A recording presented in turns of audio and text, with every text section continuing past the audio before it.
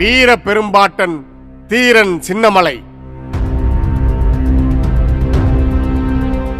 திருப்பூர் மாவட்டம் காங்கயம் வட்டம் சென்னிமலைக்கு அருகிலுள்ள மேலப்பாளையம் எனும் ஊரில் ரத்தின சர்க்கரை மன்றாடியார் பெரியாத்தா இணையருக்கு குழந்தைசாமி, தீர்த்தகிரி, தம்பி, கிளேதார், குட்டிச்சாமி எனும் 5 ஆண் மக்களும் ஒரு பெண் மகளும் பிறந்தனர். அந்த 5 குழந்தைகளில் இரண்டாவது மகனாக கிபி 1756ஆம் ஆண்டு ஏப்ரல் 17ஆம் நாள் பிறந்தார் தீரன் சின்னமலை என்று அழைக்கப்பட்ட தீர்த்தகிரி சர்க்கரை உத்தமகாமின்ற மன்றாடியார். சிலம்பாட்டம், கட்டுத்தடி, தடிவரிசை, மல்யுத்தம், வில்வித்தை, வாழ்வீச்சு என அத்தனை வீர விளையாட்டுகளிலும் தனித்துவம் பெற்றிருந்த நமது வீர பெரும்பாட்டன் தீர்த்தகிரி சர்க்கரை உத்தமகாமின்ற மன்றாடியார் தனது இளம் வயதில் கொங்கு நாட்டின் வரிகள் அனைத்தும் மைசூர் அரசுக்கு செல்வதை பொறுத்துக் கொள்ள முடியாமல் கடும் சினம் கொண்டார். ஒரு நாள் வழியில் ஒரு தண்டல்காரன் வரிப்பணத்துடன் குதிரை மீது செல்வதை பார்த்து சின்னமலை அவனை விசாரித்தார். அவன் மைசூர் மன்னருக்கு வரிப்பணம் கொண்டு போவதாக கூறினான். நம் நாட்டு வரிப்பணத்தை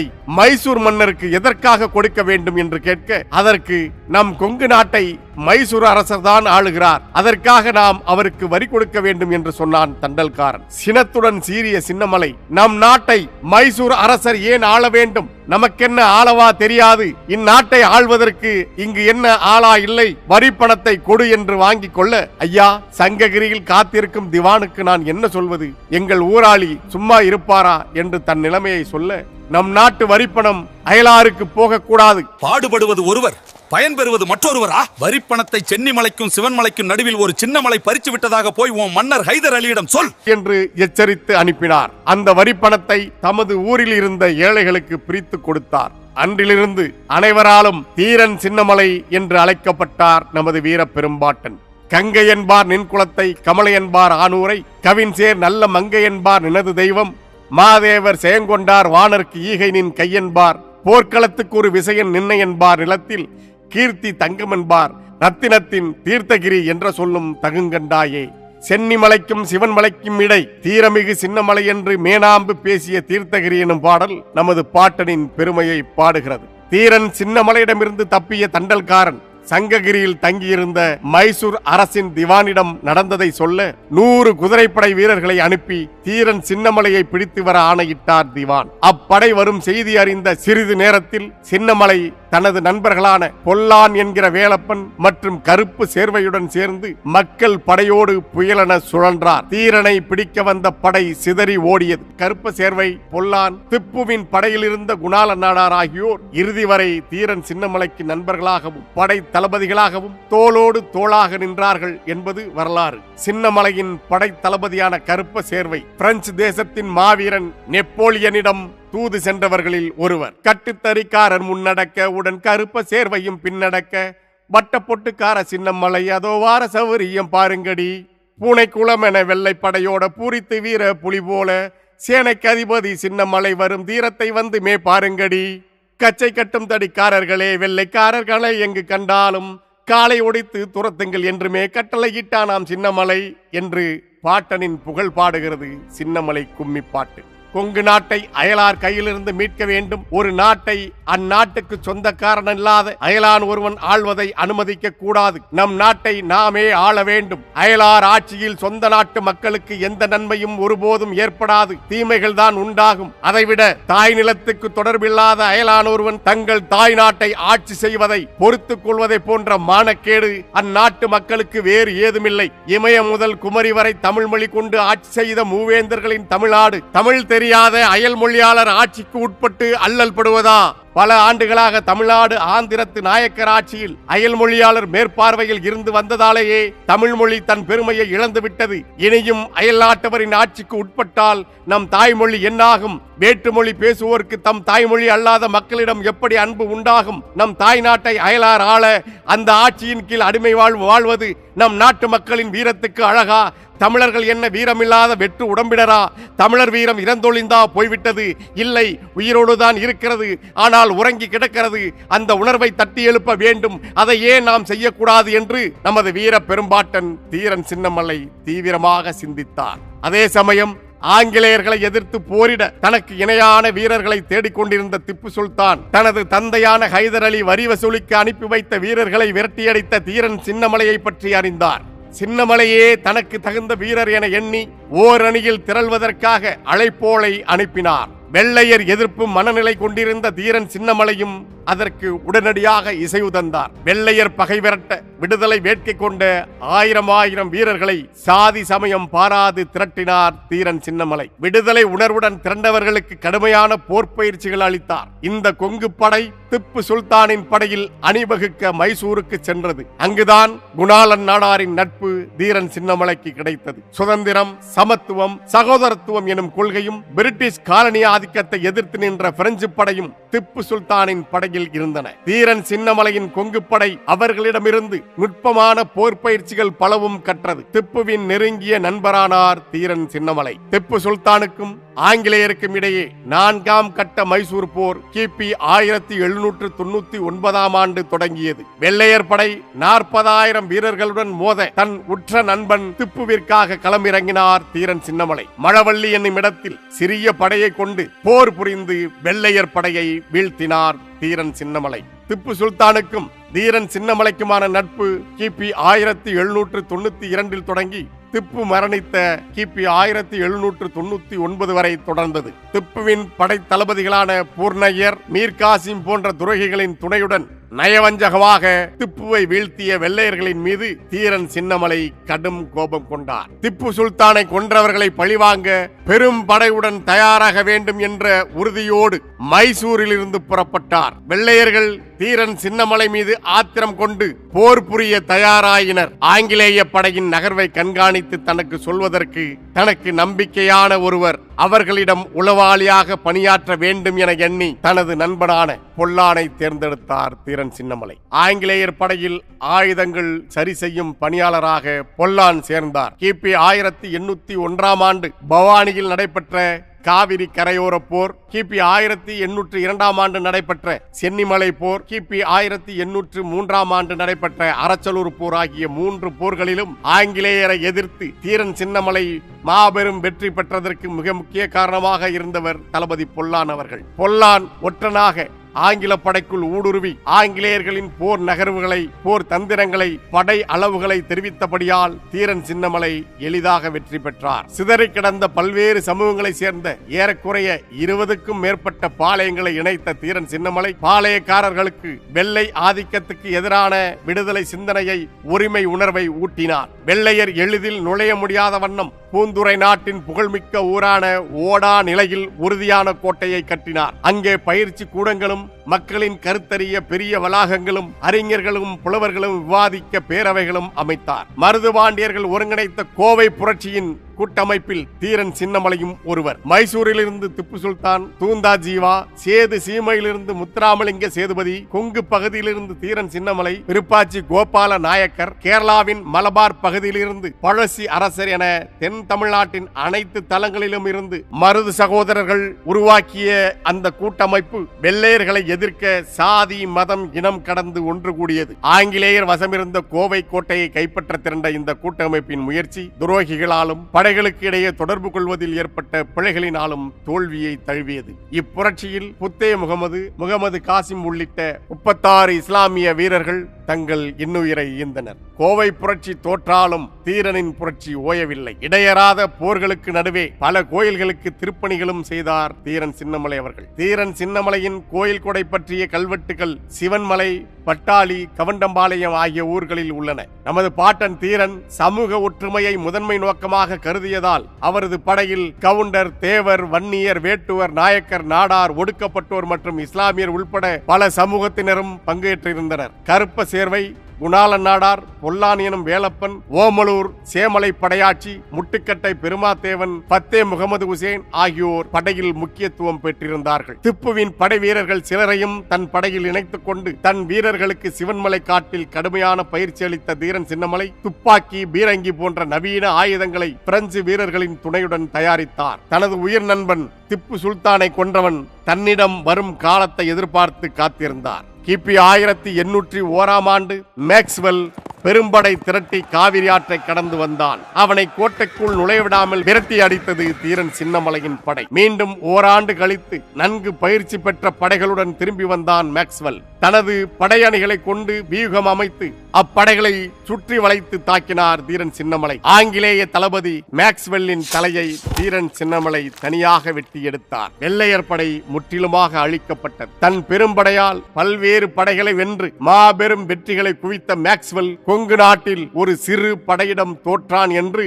ஆங்கிலேயர்களே தங்கள் குறிப்பில் எழுதி வைக்கின்ற அளவுக்கு வீரத்துக்கு இலக்கணமானார் நம் வீர பெரும்பாட்டன் தீரன் சின்னமலை. அதன் பிறகு 2 ஆண்டுகளுக்கு வெள்ளையர்கள் தீரன் சின்னமலையின் பக்கமே வர அஞ்சினார்கள். பிறகு திப்பு சுல்தானை துரோகிகளை கொண்டு நயவஞ்சகமாக கொன்ற ஆங்கிலேய தளபதி கர்னல் ஹாரிஸ் தலைமையில் 3000 வீரர்களை கொண்ட ஆங்கிலேய படை சங்ககிரியிலிருந்து புறப்பட்டது. வழி நெடுக எதிர்த்து நின்ற தமிழ்நாட்டு வீரர்களை கடந்து முன்னேறியது அப்படை. தம்பட்டம்பாறை என்னும் இடத்தில் தீரன் சின்னமலை தனது துப்பாக்கியால் ஹாரிஸின் குதிரையின் மீது சுட்டார். அதை பின்பற்றி ஓடி வந்த 300 குதிரைப்படை வீரர்களும் திரும்பி ஓடினார்கள். காயத்துடன் ஈரோடு வரை ஓடிய அந்த குதிரை அங்கே சுருண்டு விழுந்தது. சின்னமலை வெடி குண்டுக்கு தப்பி ஓடும் சீமைப்படையின் குதிரையெல்லாம் ஒன்னின் பின் ஒன்னாக குள்ளநரி போல ஓடும் ஒய்யாரத்தை பாருங்கடி என்று சின்னமலை கும்மி இந்த நிகழ்வை பதிவு செய்துள்ளது. தனக்கு ஏற்பட்ட அவமானகரமான தோல்வி ஹாரிஸை கூனி குறுக செய்தது. சின்னமலையின் படைகள் சூழத் தொடங்க புறமுதுகிட்டு ஓடினான் ஹாரிஸ். தனது நண்பன் திப்புவின் கொலைக்கு காரணமானவன் பயந்து பதறி ஓடுவதை பார்த்து ஆரவாரம் செய்தார் சின்னமலை. அந்த வெற்றியின் நினைவாக வெற்றி தூண் ஒன்று அங்கு நிறுவப்பட்டது. பேரரசுகளையே அடிமைப்படுத்தி விட்டோம், பெரும் வெற்றிகளை ஈட்டி விட்டோம். ஆனால் கொங்கு பகுதி வீரர்களை தோற்கடிக்க முடியவில்லை. ஆத்திரம் கொண்டார்கள் ஆங்கிலேயர்கள். அதனால் 36 பீரங்கிகள் அடங்கிய மிகப்பெரிய படையுடன் சங்ககிரி கள்ளிக்கோட்டையிலிருந்து இருமுனை தாக்குதல் நடத்தலாம் என புறப்பட்டது ஆங்கிலேய படை. இதை அறிந்த பொல்லான், பெரும் படை வருகிறது, எதிர்த்து நிற்கும் நேரம் இதுவல்ல, ஆயுதங்கள் திரட்டி பிறகு போரிடலாம், கோட்டையை விட்டு சென்று மறைந்து கொள்ளுங்கள் ஒற்றன் மூலமாக சின்னமலைக்கு தெரிவித்தார். சின்னமலையின் ஓடாநிலை கோட்டையை தகர்க்க கள்ளிக்கோட்டையிலிருந்து மிக பெரும் அளவில் பீரங்கி படை வந்து சேர்ந்தது. பொல்லான் என்கிற வேலப்பனின் அறிவுரைப்படி தீரன் சின்னமலை ஓடாநிலை கோட்டையிலிருந்து தப்பித்து பழனிமலை தொடரில் உள்ள கருமலைக்கு சென்றார். பெரும் படையுடன் திரண்டு வந்த வெள்ளையர் படை ஓடாநிலை கோட்டை அமைதியாக இருப்பதை கண்டு திகைத்து போயினர். பொல்லானின் ஒற்று வேலையை கண்டறிந்து அவருக்கு தூக்கு தண்டனை கொடுத்தனர். தாய்நாட்டின் விடுதலை பணியை நிறைவுடன் செய்ததாக மகிழ்ச்சியுடன் மாண்டார் பொல்லான். அவருக்கு உதவியாக இருந்த அனைவரும் சிறையில் அடைக்கப்பட்டனர். வீரத்தை சூழ்ச்சியால் வீழ்த்துவதுதானே கோழைகளின் வழக்கம். அதே வழியில் சின்னமலையை சிக்க வைக்க திட்டமிட்ட ஆங்கிலேய அரசு அவரது சமையல்காரர் மூலம் வலை விரித்தது. வெள்ளையர்கள் பெரும்படையை கொண்டிருந்தாலும் அவற்றையெல்லாம் விட பெரிய ஆயுதமாக அவர்கள் இங்கிருந்த துரோகிகளையே கருதினார்கள். தீரன் சின்னமலையின் சமையல்காரனாக இருந்த நல்லப்பனே பணத்திற்கு ஆசைப்பட்டு சின்னமலையை காட்டிக் கொடுத்தான். எப்பொழுதும் துப்பாக்கியுடன் இருக்கும் சின்னமலையிடம் சாதுரியமாக பேசி துப்பாக்கியை வாங்கிக் கொண்டான் நல்லப்பன். அதுவரை அங்கே ஒளிந்திருந்த வெள்ளையர்கள் துப்பாக்கி நல்லப்பன் கைக்கு சென்ற உடனே பாய்ந்து வந்து தீரன் சின்னமலையையும் கருப்பு சேர்வையையும் தீரனின் தம்பிகள் இருவரையும் வளைத்து பிடித்துக் கொண்டனர். எதிரியை விட துரோகியை உடனடியாக அழிக்க வேண்டும், அதுவே முதன்மையானது என திமிரி எதிரிகளை உதறி தள்ளியபடியே துரோகியான நல்லப்பனை அங்கேயே சாய்த்து மிதித்தே கொன்றார் தீரன் சின்னமலை. வெள்ளைக்காரன் பணம் சின்ன பணம், அது வேடிக்கை செய்யுதாம் வெள்ளி பணம், வெள்ளி பணத்துக்கு இங்கு ஆசைப்பட்டே அதில் வீசம் போச்சுதடி வீராயி என்று முத்து வீராயி என்பவரின் கும்மிப்பாட்டு இந்த அவலத்தை பதிவு செய்துள்ளது. வெள்ளையர்கள் சின்னமலையை கைது செய்து சங்ககிரி கோட்டைக்கு இழுத்துச் சென்றார்கள். கட்டுக்கடங்காத காளைகள் போல கட்டிப்பிடித்தே கவலையுடன் வெட்டி செயங்கொண்ட சின்னமலை தன்னை வெள்ளைக்காரன் கொண்டு போவதை பார் என்று கொங்கு நாட்டு மக்கள் கண்ணீருடன் திகைத்து நின்றார்கள். கிள்ளையழ பூவையழ கிளர் மாடத்து உள்ளுரையும் பூனையழ இளம் பிள்ளையழ கல்லவிலும் பூங்காவில் கலங்கி நின்று மரங்களழ என்று சொல்லும் அளவு தமிழ்நாட்டு மண்ணே அன்று அழுதது. ஒரு கடைமகனால் ஒரு வஞ்சகனால் தமிழர் வாழ்வு சரிந்தது. ஆனால் வீர பெரும்பாட்டன் தீரனும் படை தளபதிகளும் தம்பியரும் ஊர்வலம் செல்வது போல சென்று தமது கோட்டைக்குள் புகுவதைப் போல சிறைச்சாலைக்குள் புகுந்தனர். ஆங்கிலேய படைத்தலைவன் இருமாப்புடன் வந்து இருக்கையில் அமர்ந்தான். விசாரணை எனும் நாடகம் நடத்தப்பட்டது. நாங்கள் சுமத்தும் வரியை கற்றினால் வாழலாம் என்று வெள்ளையர்கள் ஆசை வார்த்தைகள் கூறினார்கள். உங்களை போன்ற குற்றவாளிகளுக்கு உரியது கொலை தண்டனை தான். ஆனால் நாங்கள் உங்களை அப்படி செய்ய விரும்பவில்லை. உங்கள் வீரத்தையும் தீரத்தையும் மெச்சி எங்கள் படைத்தலைவனாக வைத்துக் கொள்ள முடிவு செய்துள்ளோம். உன் விருப்பம் என்ன என்பதை நன்கு எண்ணி பார்த்து சொல் என்றான் ஆங்கிலேய படைத்தலைவன். அதை கேட்ட சின்னமலை சினந்து நிமிர்ந்து நின்று கோட்டையே கிடுகிடுத்து நடுநடுங்க தீரத்துடன் முழங்கினார். உங்களை 3 முறை வென்றேன். கொங்கு நாட்டை 5 ஆண்டுகள் தனியாட்சி புரிந்தேன். அரசனாக இருந்து இந்நாட்டை ஆள வேண்டும் என்பதல்ல என் ஆசை. அயல்நாட்டை சேர்ந்த நீங்கள் இங்கு இருக்கக்கூடாது. எங்கள் தாய் நாடு அண்டி பிழைக்க வந்த உங்களுக்கு அடிமையாக அடங்கி ஒடுங்கி கிடக்க கூடாது. என் தாய் நாட்டு மக்கள் உங்களிடம் தலை குனிந்து நிற்கக்கூடாது. நீங்கள் எங்களை ஆள்வோராகவும் நாங்கள் உங்களால் ஆளப்படுவோராகவும் இருக்கக்கூடாது. அடிமை வாழ்வை தமிழ்நாடு என்றுமே கண்டதில்லை. தமிழர்கள் தன்மதிப்பு உடையவர்கள். அவர்கள் மானமிழந்து மதிப்பிழந்து மாற்றாருக்கு அடங்கி வாழக்கூடாது. அயல் மொழியாளராகிய உங்களிடம் எம் தமிழ் மக்கள் தேனினும் இனிய செந்தமிழால் பேச முடியாமல் தயங்கி நிற்கக்கூடாது. உலகத்தின் முதன்மொழி, உலக மொழிகளுக்கெல்லாம் தாய்மொழி, உலகுக்கு எண்களும் எழுத்தும் கொடுத்த மொழி, இனிய எளிய இயல்பான எங்கள் தாய்மொழியாம் தமிழ் மொழி பிழைக்க வந்த உங்கள் மொழிக்கு அடிமையாக கூடாது. உங்கள் தாய்மொழி அரியணையில் அமர இவ்வளவென அறிய முடியாத காலமாய் அரசு வீட்டிலிருந்த எங்கள் தாய்மொழி அடிமை போல நின்று குற்றேவல் செய்யக்கூடாது. வீரத் தமிழன் அண்டி பிழைக்க வந்த அயல் நாட்டவருக்கு அடிமையானான் என்னும் பழிமொழி உண்டாக கூடாது என்பதுதான் என் ஆசை. அதற்காகத்தான் உங்களோடு போர் புரிந்தேன். நீங்கள் இங்கு எங்களை சுரண்டி பிழைக்க வந்தீர்கள். நாங்கள் உங்களை அன்போடு வரவேற்றோம். வாணிகம் செய்யும் உரிமையை வழங்கினோம். எங்கள் ஆதரவை கொடுத்தோம். அந்நிலையில் நீங்கள் அமைதியாக இந்நாட்டில் என்றென்றும் இருந்து இனிது வாழலாம். ஆனால் நீங்கள் எங்கள் நாட்டையும் எங்களையும் ஆள்வதற்கு ஆசை கொண்டீர்கள். பல்லாயிரக்கணக்கான ஆண்டுகளாய் தன்னரசுகளாய் வாழ்ந்து வந்த எங்களுக்கு நீங்கள் தலைவர்களாக இருக்க ஆசை கொண்டீர்கள். அதுவும் உங்கள் திறமையாலா? இல்லை, சூழ்ச்சியால். எங்கள் நாட்டு மன்னர்களை ஒருவர் மேல் ஒருவர் பகை கொண்டு மோதவிட்டு ஒற்றுமையை குலைத்து பகைமையை உண்டாக்கி வளர்த்து அவர்களில் ஒருவருக்கு உதவி செய்வது போல் எங்கள் நாட்டை கொள்ளை கொள்ள துணிந்து விட்டீர்கள். நீங்கள் எதற்காக எங்கள் நாட்டு அரசர்களுக்கு உதவ வேண்டும்? எம் அரசர்கள் எங்களுக்கு கொடுமை செய்கிறார்கள். தாங்கள் வந்து அவர்களை விலக்கிவிட்டு எங்களுக்கு அரசர்களாக இருங்கள், எங்களை ஆளுங்கள் என்று இந்நாட்டு மக்கள் உங்களை வெற்றிலை பாக்கு வைத்து அழைத்தார்கள். இல்லையே, தமிழர் தனித்த வீரமுடையவர், சிறந்த போர்த்திறமுடையவர். போர் எனினும் அறப்போர் செய்வோம். பல பெரும் போர்கள் செய்து வெற்றி மாலை சூடியவர்கள் தமிழர்கள். ஆனால் உங்களைப் போல் சூழ்ச்சி செய்ய தெரியாதவர்கள். நீங்கள் கைகூலி கொடுத்து எங்கள் ஆளையே உளவாளி ஆக்கி வஞ்சனையாக எங்களை பிடித்தது போல தமிழரின் வீர வரலாற்றில் எப்போதாவது யாராவது செய்ததாக கேள்விப்பட்டதுண்டா, கேட்டதுண்டா? கோட்டைக்குள் கதவடைத்து இருப்போனையும் வெளியே வா, களம்பகுத்து போர் புரியலாம் என்று அறைகூவி அழைப்பதுதான் தமிழரின் போர் முறை. படைக்களம் ஏதுமின்றி, ஆயுதங்கள் ஏதுமின்றி, வெறும் கையோடு உணவு உண்ணுகிற வேளையில் திடீரென வந்து சிறைப்பிடிப்பதா போர் முறை? இதுவா வீரம்? 5 ஆண்டுகள் உங்களை அடக்கி ஆண்டேன். இப்போது நான் உங்களுக்கு அடிமையாக, உங்களுக்கு படைத்தலைவனாக இருந்து பிறகு உங்களை இந்த நாட்டை விட்டு விரட்ட முடியுமா? ஒருபோதும் முடியாது. எங்கள் நாட்டின் பகைவர்கள் நீங்கள். உங்கள் காலை தொட்டு கும்பிட்டு எமது வயிறு வளர்க்க நாங்கள் என்ன மானம் கெட்டவர்களா?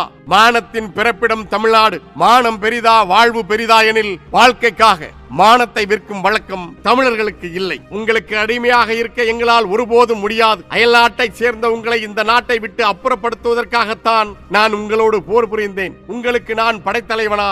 இம்மண்ணுக்கு உரிமை உடைய நாங்கள் பிழைக்க வந்த கூட்டத்துக்கு வரியை கட்டி அடிமையாக வாழ்வதை விட எமக்கு மரணமே மேலானது என்று முழங்கினார் வீர பெரும்பாட்டன் தீரன் சின்னமலை. எந்த சங்ககிரியில் தனது முதல் வேட்டையை தொடங்கினாரோ அதே சங்ககிரியில் உள்ள மலைக்கோட்டையில் நமது வீர பெரும்பாட்டன் தீரன் சின்னமலை கிபி 1805 ஆண்டு ஆடி 18ஆம் நாள் வெள்ளையர்களால் தூக்கில் இடப்பட்டார். அவரோடு தீரன் சின்னமலையின் 2 தம்பிகளும் படைத்தலைவர்கள் கருப்ப சேர்வையும் குணாளன் நாடாரும் தூக்கிலிடப்பட்டார்கள். வீர வணக்கம், வீர வணக்கம். எங்கள் வீர பாட்டன் தீரனுக்கு வீர வணக்கம், வீர வணக்கம். எங்கள் பாட்டனின் வீரம் பட்டு போகாது. அவன் பரம்பரை பிள்ளைகள் எங்களை விட்டு போகாது. பாட்டனின் வீரம் பட்டு போகாது. பரம்பரை பிள்ளைகள் எங்களை விட்டு போகாது. எங்கள் சிந்தை முழுக்க சின்னமலை. நாங்கள் சினந்து எழுவோம் சிறுநரி கூட்டம் எந்த மூலை. சிந்தை முழுக்க சின்னமலை. சினந்து எழுவோம் சிறுநரி கூட்டம் எந்த மூலை. எங்கள் நாட்டை நாங்களே ஆள்வோம். அன்றவன் வைத்த வீர முழக்கம் அதுவே இன்றவன் பேர பிள்ளைகள் கொள்கை முழக்கம். எங்கள் நாட்டை நாங்களே ஆள்வோம் அன்றவன் வைத்த வீர முழக்கம், அதுவே இன்றவன் பேர பிள்ளைகள் கொள்கை முழக்கம். ஆண்ட பரம்பரை அடிமையாவதா, வீர தமிழினம் வீழ்ந்து போவதா, மாற்றான் முன்னே மண்டி இடுவதா, மான தமிழினம் மாண்டு போவதா, மாற்றான் முன்னே மண்டி இடுவதா, மான தமிழினம் மாண்டு போவதா. வீறு கொண்டு எழுவோம், வெற்றி கண்டு மகிழ்வோம். இலக்கு ஒன்றுதான் இனத்தின் விடுதலை, இனம் ஒன்றாவோம், இலக்கை வென்றாவோம். வீர வணக்கம் வீர வணக்கம் வீர பாட்டன் தீரனுக்கு வீர வணக்கம் வீர வணக்கம். நம் வீர பாட்டன் தீரன் மீது உறுதி ஏற்போம், அவன் நினைவை போற்றி கனவை நாம் வென்று முடிப்போம். நம் வீர பாட்டன் தீரன் மீது உறுதி ஏற்போம், அவன் நினைவை போற்றி கனவை நாம் வென்று முடிப்போம். வீர வணக்கம் வீர வணக்கம் வீர பாட்டன் தீரனுக்கு வீர வணக்கம் வீர வணக்கம். தமிழ்தாய் வாழ்க, தலைவர் பிரபாகரன் வாழ்க. நாம் தமிழர்.